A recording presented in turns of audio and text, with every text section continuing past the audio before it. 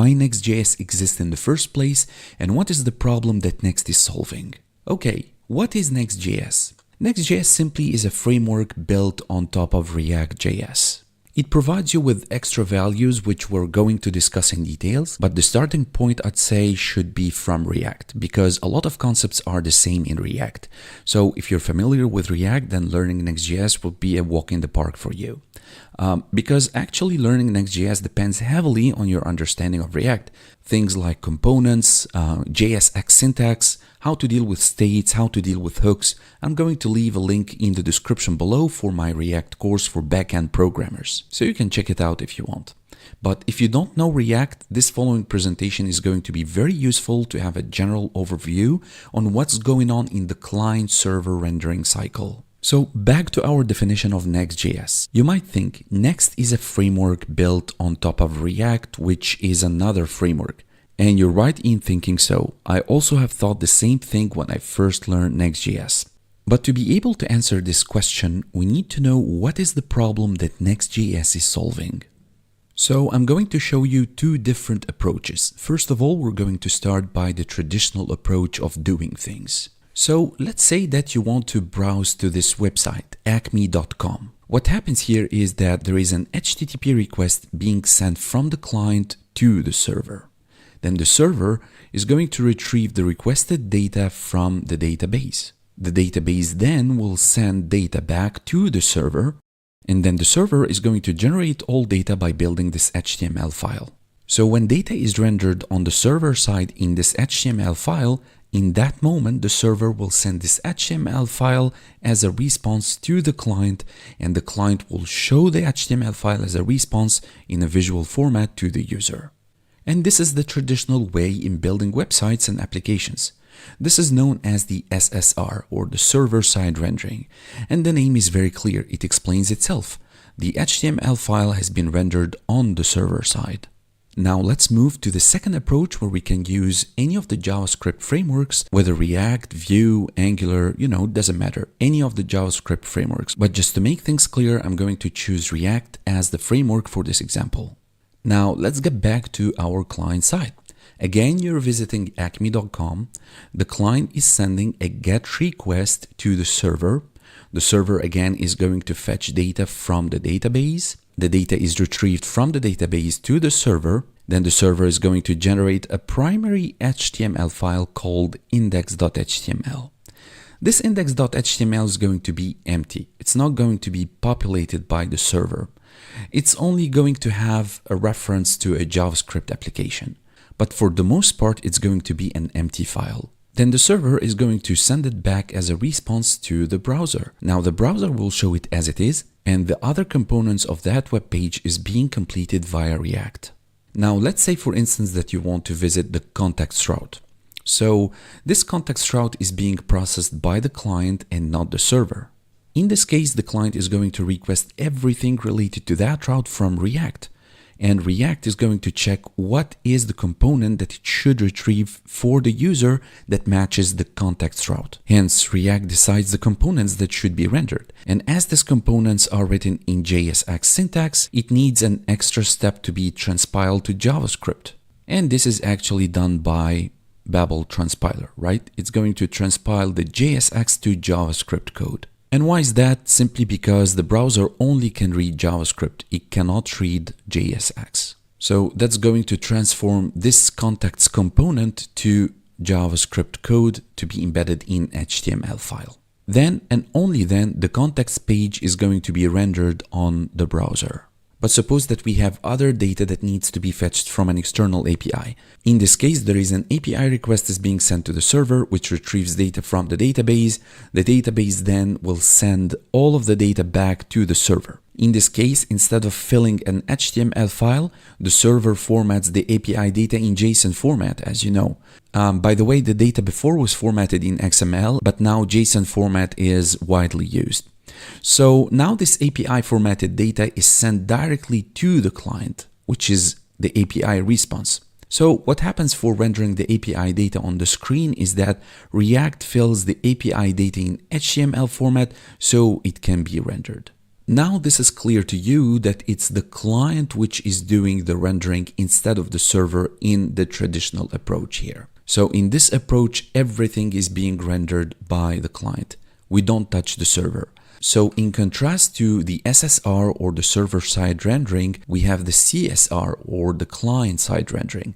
And again, this is very clear because everything is being rendered on the client side. All right, that's clear, but here comes the important question through which we will understand what is the role of Next.js. The question is, what is the problem in using any of the JavaScript frameworks? In other words, why do we need Next.js? The main problem in using any of JavaScript frameworks like React, Vue, or Angular is what's called SEO or Search Engine Optimization. SEO refers to the process of optimizing your website to improve its visibility and ranking in the SERP or Search Engine Results pages. The primary goal of SEO, I should say, is to increase organic traffic to your website. Organic means not paid, but instead the SEO helps in increasing the organic traffic to your website. How so? By making it more relevant to search engines like Google, Yahoo, and whatnot. Some websites are very SEO friendly, which means that the chance of your website to be visible or found on the web is very high. In contrast to other websites which are not SEO friendly, means simply that those websites are not discoverable and fall at the bottom of the results. So if you're searching for back brace, for instance, in Google, my website actually uses Next.js. And as you will see in a moment, that Next.js helps your website to be SEO friendly. And to give you a quick idea on how the search engine optimization works, let me show you this. Let's take, for instance, Google. Google has those little cute bots or crawlers or spiders, you can call them what you want. So those crawlers go to your website and gather information about your web pages. So when a crawler visits a web page on your website, it's going to analyze the contents and also it's going to follow any links on that page to other pages. It's going to collect the data about acme.com and the information is going to be added to the search engine's index. Indexing allows search engines to quickly retrieve relevant web pages in response to user queries. This is in short the story of the search engine optimization. That's great and all, but where's the problem? Still, we don't understand the problem. Okay, here goes. For the SEO to work and analyze and classify your website in its massive index, Google crawlers are being sent to your server directly to gather information about the URLs, meta tags, and so on. And as the server here fully creates everything in that HTML file, so all of the data already exists on the server, which is great for those little Google crawlers to analyze and index accordingly. Here's the catch. The crawlers cannot visit the client. They only can visit the server. And that's the whole point. If the crawlers are going to visit your index.html file which is on the server and will not find anything, well, they will not find anything to actually record in their index. However, if they will visit your server and will find all of the data needed, that's good for you. That's going to increase the search engine optimization for your website, which is not the case for using JavaScript frameworks here, because the index.html file on the server is almost empty.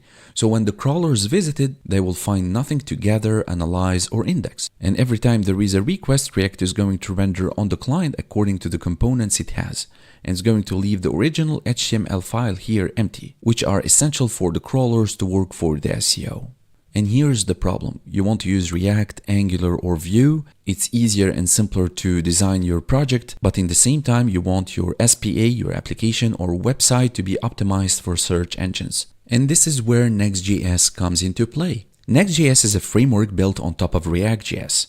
So you can create your SPA using the JSX syntax, state hooks, organize your components as you want, and in the same time, you're guaranteed that your application is going to be optimized for search engines.